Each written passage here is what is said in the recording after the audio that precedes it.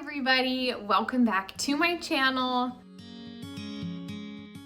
If you guys are new here, I'm Emily. I love macrame, thrifting, and a good DIY project. Today's video is going to be a DIY dollar store Urban Outfitters moon phase garland.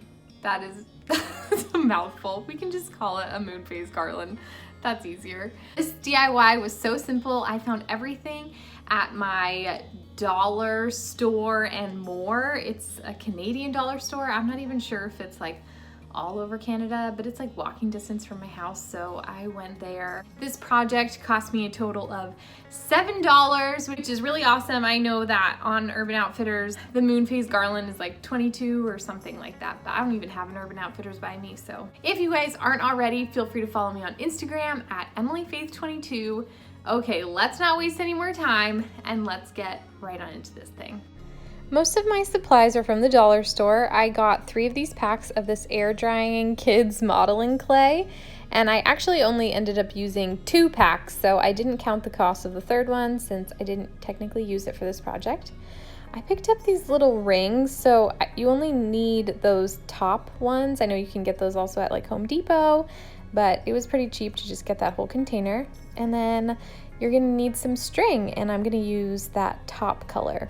And you will also need a rolling pin. I already owned this one, so I did not count it as dollar store supplies. And if you have a circular cookie cutter, that's the best thing you can use. I don't have one, so I tried to find a good sized glass for my cookie cutter. First thing you're gonna do is open up one of your packages, kind of smush it out and give it a good roll. It was actually really sticky, so I first used my hands and then I used the roller. Then you use your glass or your cookie cutter, and we're gonna start making some circles.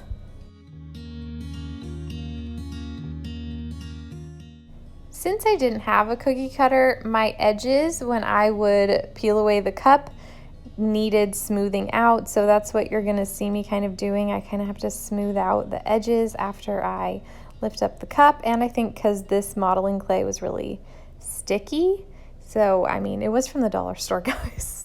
You could get something more expensive that probably would be better quality, but this totally worked. I also Googled a photo of moon phases to get an idea of what shapes I would be needing. One of them, I used a knife since it just needed to be 2 semicircles, and you guys can see how messed up those edges got. Just smooth them out if you guys end up using a similar quality as me. But for the other shapes, you pretty much just use your cup and cut off a piece of it. I actually did this one wrong. I needed that little sliver that I dropped. I was trying to make a really skinny one and it was too small. This stuff also dries fairly quick, so that's why I'm kind of doing everything at the same time. I didn't do this very organized. Making circles, putting little rings in them, but you guys are gonna see right here, I do use my cup and cut out a little sliver to get kind of, you know, that little crescent moon shape.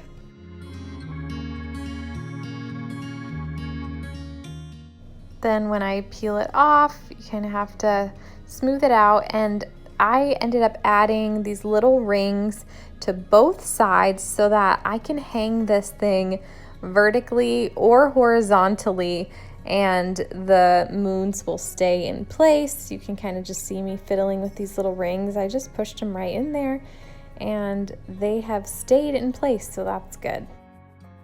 Then you let it dry for 24 hours. I also made that little rainbow for my son to color.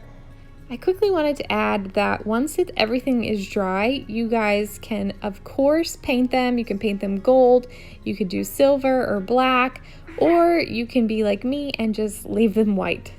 In the morning, everything was dry, so I used that light color of bamboo cord and just cut off a nice long piece. I did definitely extra because I wasn't sure how long I would need. And I tied a knot at the top of each ring and then just looped it through the bottom one, and I tried to create the exact same amount of gap between each one.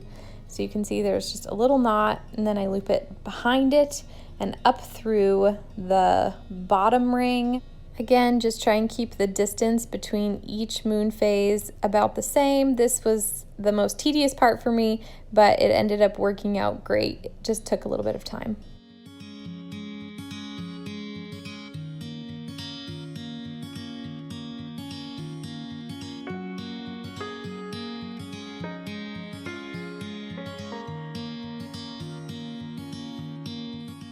And that's it, you guys. I absolutely love how it turned out.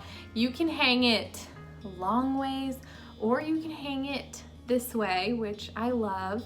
And I'm going to use it during fall, if I didn't say that already, as kind of like Halloween-y decor. But I also think it's just super cute in any bedroom, any time of year. If you guys liked today's little moon phase garland DIY, feel free to give this video a thumbs up. As always, you guys can subscribe for more of my everyday life. You can follow me on Instagram at EmilyFaith22. If you know somebody else who might enjoy this video, feel free to share it. That helps me out a ton. I hope you guys have a great day, and I will see you next time.